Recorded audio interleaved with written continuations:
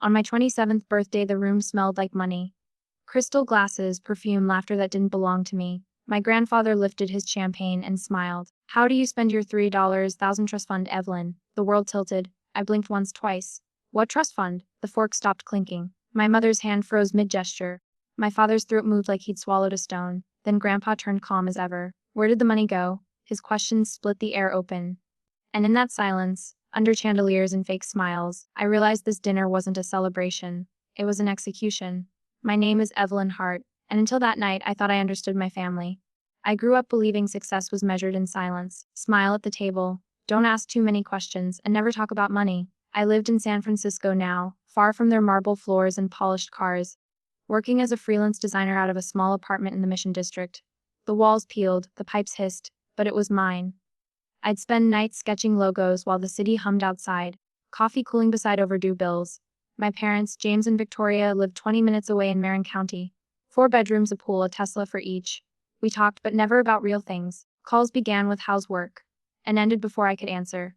The last time they'd surprised me was at my college graduation. I'd walked the stage holding $1,000 in student loans and a diploma I'd earned alone. They hugged me, handed me a wrap box, and said, "We're so proud." Inside was a hardcover book, Financial Literacy for Young Adults. I smiled for the photos. That night, I cried over the sink, realizing they hadn't planned to help. Still, I kept my head down. I paid rent, skipped dinners, took every freelance job I could find. When friends posted vacation photos, I laughed it off. One day, I'd say. One day, I'd make enough to breathe. A week before my 27th birthday, my boss called me into his glass office. His face said everything before he spoke. "I'm sorry, Evelyn. We're downsizing." I boxed up my things, took the bus home, and sat on my couch with Madison, my roommate. My anchor, my only constant for 2 years. "Your parents will help, right?" she asked. I laughed, bitter and hollow. "They'll probably suggest a budgeting app." That night, I called anyway. "Mom, I lost my job." "Oh, that's too bad, honey," she said, her keyboard clicking in the background. "But you'll figure it out. You always do." "I'm behind on rent, Mom." "I don't know how." "Well, maybe this will teach you to save better. Anyway, we're making reservations for your birthday dinner. Atelier Kren, 7:30. Don't be late." "Mom, that place is $300 a plate." She laughed. "Don't be cheap, Evelyn. Dress nicely." The line went dead before I could say goodbye. I stared at my reflection in the dark TV screen. Tired eyes, split ends, lipstick fading. $300 a plate, I whispered. "That's half my grocery budget." Madison looked up from the couch. "You don't have to go." "I do in my family. Skipping dinner is worse than blasphemy." So, I circled the date on the calendar. The way people mark the day they'll face a firing squad. The week dragged toward my birthday like a slow leak. I tried to stay busy sending resumes, updating my portfolio, but rejection emails piled up faster than I could open them. My savings account dipped under 4 digits. Every noise from the hallway made me flinch, half expecting the landlord's knock. By Friday, Madastops found me at 2 a.m., still hunched over my laptop. "Eve, to bed," she said softly. "I can't. If I stop, I'll think about it." "About what?" "That dinner. Them acting like everything's perfect while I'm falling apart." She squeezed my shoulder. "Then make it the last time they treat you like that." I didn't know what she meant yet, but those words stayed. And Saturday came bright and sharp. I stood in front of my closet, staring at the same 3 options as jeans, 2 faded, a blazer missing a button, and a black dress I'd bought 3 years ago for a job interview. I chose the dress. It still fit mostly. On the bus ride to the restaurant, I watched people through the window. Tourists laughing, couples holding hands, a kid licking ice cream that dripped down his arm. I envied how simple their moments were. Atelier Kren shimmered with glass and gold. My parents were already seated when I arrived. My mother in a red silk dress, my father in his tailored navy suit. The table gleamed with wine glasses and silverware I couldn't name. "Happy birthday, sweetheart." Mom Air kissed me, her perfume so strong it made my eyes sting. Dad smiled. "You look tired. Rough week." "Lost my job," I said quietly. He nodded like I'd mentioned the weather. They launched into stories about their Europe trip, the new Tesla's autopilot feature, a renovation project for the guest bathroom. My words dissolved in the noise. I kept glancing at the door, counting the minutes. I was supposed to feel celebrated, but I felt like a prop in their perfect picture. Then the door opened. A ripple of surprise swept the room as my grandfather walked in. Robert Hart, silver-haired, tall, every step measured. The Matrida nearly tripped, trying to escort him. My mother's smile faltered. "Dad, here?" she asked, voice an octave too high. "Celebrating my granddaughter, of course." His eyes found mine. "Happy birthday, Evelyn." He hugged me. Real, solid, warm, and I felt the first breath I'd taken all night. "I didn't know you were coming," I said. "Wouldn't miss it for the world." He sat down beside me, ordered whiskey neat, and started polite conversation. But there was an edge in his voice I couldn't place, like he already knew something none of us did. Then he smiled at me, raised his glass, and said the words that changed everything. The whiskey caught the light as my grandfather lifted his glass. "So, Evelyn," he said, tone casual, "how do you spend your 3-4 million trust fund?" The air shattered. I heard my heartbeat before the silence registered. I blinked. Once, twice. What trust fund? Every fork stopped midair. My mother's smile cracked like porcelain. My father's throat moved as if he'd swallowed glass. My grandfather's expression didn't change. He simply leaned back in his chair. "The trust I set up when you were born. Your parents were supposed to transfer it to you when you turned 25. My mother laughed too fast. "Oh, Dad, you must be mistaken." "There was no mistake, Victoria," he said quietly. "Don't." It was the first time in my life I'd seen her go still. He turned to the waiter. "Private room, please." Within minutes, we were ushered away, plates half eaten, champagne forgotten. The door closed behind us with a soft click that sounded final. Inside, the air was colder. My grandfather's assistant, Michelle, was already there, tablet open. A man in a tailored suit waited beside her, Michael Anderson, his attorney. "This won't take long, Evelyn," Grandpa said. "I just want clarity." Michael opened a folder, slid a stack of papers across the table. "Miss Hart, this is the trust account created under your name. Initial depositing $11. Current value given market growth should be approximately 3.4 million. My fingers hovered above the paper. "Should be." He nodded grimly. "As of this morning, the balance is $200. The words landed like a physical hit. 200,000. 25 years of savings, investments, interest. Gone." Grandpa's gaze never left my parents. "Explain." Dad wiped his forehead. We used some of it just to cover the mortgage when the market crashed. Some. Grandpa's voice stayed calm. "That's over 3 million, James." Mom's hands trembled around her clutch. "We were managing it for her future. We didn't want her to waste it." I laughed. Short, sharp, ugly. "You mean like wasting it on rent or student loans or food?" Mom turned to me, her eyes glassy. "Sweetheart, we only wanted what's best for you. You gave me a book on financial literacy for graduation." My voice cracked. "While you were draining my account." Grandpa raised a hand. The room went quiet again. Liz turned to withdrawals. She read, her voice mechanical. "Mortgage payoff $450,000. Vehicle purchases 2 Tesla Model S at $280,000. Home renovation $320. Investment in Victoria Hart Real Estate at $500. She paused. Purchase of property in Willibug 1.8 million. Currently registered under James and Victoria Hart. I stared at them. A beach house. My father's face went sly. "Was an investment," he said. "It was theft," Grandpa said quietly. "From your own daughter." No one spoke. The only sound was the faint hum of the air vent. Finally, Grandpa pushed back his chair. "Give me the keys." Mom's eyes darted toward her purse. She hesitated, then pulled out a small key ring. 2 keys and a fob. Her hand shook as she set them on the table. Grandpa slid them across to Mears. 2 years late. They were still warm from her palm when I picked them up. My keys, my apartment, my life that had been kept from me. Mom started to cry. Soft, practiced sobs. "Don't do this. Don't, we're family." "Family doesn't steal from family," he said. "You'll hear from my lawyers tomorrow." They left the room slowly, as if gravity had doubled. The door closed, and the air felt lighter but emptier. Grandpa turned to me. "Evelyn, I'll have a full audit done. They'll face legal consequences, but the decision to press charges, it's yours." I looked down at the keys, metal cold against my skin. For years, I'd begged for scraps of approval. Now I held proof that their love had a price tag. "I need time." I whispered it, he said. "But know this, they were planning to run. Michelle found tickets to Costa Rica, bought 3 days ago." My chest tightened. "They came to dinner knowing this was goodbye." He nodded. "And they smiled while doing it." That night, I left the restaurant with the keys in my pocket and a storm in my chest. Outside, the city lights blurred through the fog. Madison was waiting up when I got home. When I told her everything, she stared at me like I just recited a crime scene report. "They stole from you," she whispered. "Your own parents." "Not just money," I said. "Years." I looked out the window at the sleeping city and felt something break and something else begin.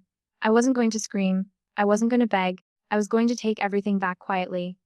3 days after that dinner, I was summoned to my grandfather's office, a glass tower downtown that looked like it could slice the sky. I barely slept since the night of the reveal. The words, "they were planning to run," played on loop in my head.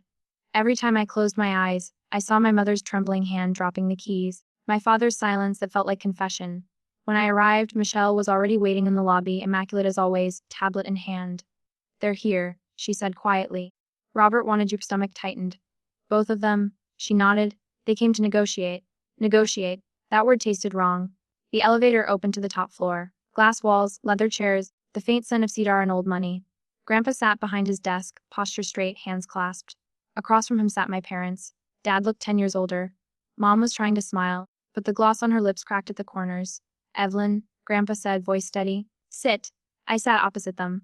No one spoke for a moment. The only sound was the ticking of the antique clock on the wall. Finally, Dad cleared his throat. We didn't mean for it to go this far. We were just desperate. Grandpa's voice was cold. Trying to stay afloat, Dad said. You wouldn't understand greed, Grandpa interrupted. I built an empire on recognizing it. Mom reached forward, tears already in her eyes. We love her, Dad. We were going to tell her eventually, when we finished selling the Malibu house. Silence. Michael Anderson, the attorney, stepped forward, setting a stack of printed bank statements on the desk. The forensic audit is complete, he said. Every transaction traced, every property connected. We've recovered approximately $2 million through asset seizures and forced sales. My father rubbed his temples. $2 million we already. You didn't recover it, Michael said sharply. We did through the law. I watched the scene from what felt like outside my own body. Every lie peeled away, every secret drained into the light. Michelle handed me a folder. Inside were photos of my parents' purchases, the Malibu property, luxury cars, jewelry receipts, cruise bookings, all funded by my trust. You should know what they valued more than you, she said softly. I swallowed hard. This is enough to press criminal charges, isn't it? Yes, Michael replied. Felony, financial fraud, and breach of fiduciary duty up to 10 years. Mom gasped. Evelyn, you wouldn't, please. Her voice broke like a child's, but I didn't flinch. I didn't do this, I said. You did. My father leaned forward, desperation bleeding through the calm facade. We made mistakes, but prison. We're your parents. Parents protect, I said quietly. The Grandpa turned to me. It's your choice, sweetheart. The room blurred around me. The skyline behind glass, the papers, the trembling hands across the desk.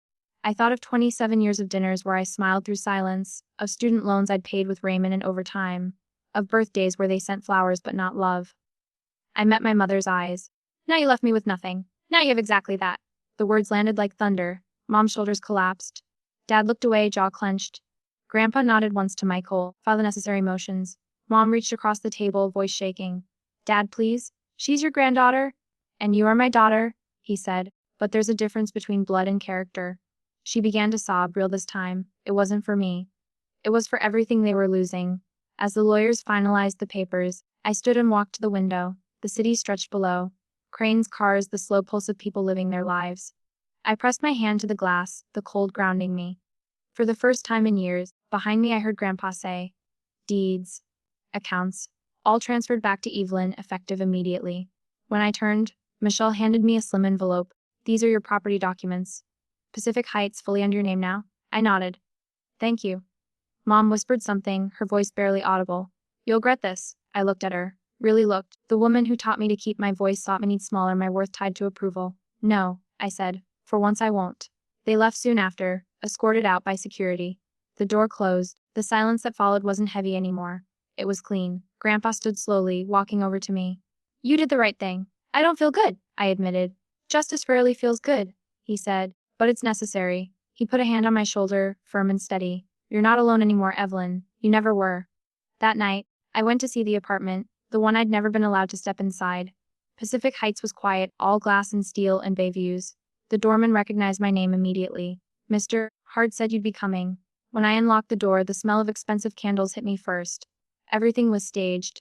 Neutral tones, marble counters, a coffee table with a book about modern design, a stranger's life furnished with my money. I wandered through the rooms, fingertips brushing the walls, the furniture, the evidence. On the counter, a lease folder, tenants' names, rent deposits. My parents had been collecting money for years. I sank onto the couch and laughed the sound raw. Then the laughter broke into tears. Not grief anymore, but release. Madison arrived 20 minutes later. Oh, you're really here, she whispered, eyes wide. I'm home, I said. She looked around, smiled. So, how does justice feel? Quiet, I said. And heavier than I thought. We ate sitting on the floor, cartons spread out like old times. Through the windows, the bay shimmered with city lights. Somewhere behind me, the keys gleamed on the counter, a reminder of everything that had been stolen and everything I'd taken back. Before bed, I texted. Grandpa moved in. Thank you for fighting when I couldn't. His reply came a minute later. You always could. Evelyn, you just needed proof. I stared at that message until the screen dimmed. Proof of what they'd done and who I'd become. A month passed before I could sleep without waking in the middle of the night, expecting another secret to surface. But the investigation moved quickly. My parents' assets, Both Teslas, the Malibu house, even the country club membership, were liquidated. The proceeds poured back into my account under my name, where they should have always been. They moved into a roadside motel in Oakland. Grandpa told me in a quiet voice, "They're paying restitution. 500 a month, court ordered." I didn't feel joy when he said it. Just balance. I settled into the apartment in Pacific Heights. Each morning, the fog rolled over the bay like breath. I'd sit on the balcony with coffee, laptop open, freelancing again. Clients came fast. Referrals from Grandpa's network, startups that needed branding. For once, I wasn't scrambling. Madison came over every weekend. We hung art, unpacked boxes, made the place ours. "You realize," she said once, laughing, "I could buy this whole building now." "I don't want to own more things," I said. "Just more peace." Weeks turned into months. My name was on everything now. Bank accounts, titles, deeds. But it wasn't the money that settled me. It was the ownership of my life. One evening, Grandpa invited me to dinner. He looked frailer but lighter, as if some weight had lifted. He did what I told me. "You drew a line?" I smiled. "You taught me how." That night driving home through the city, I passed the restaurant where it all began.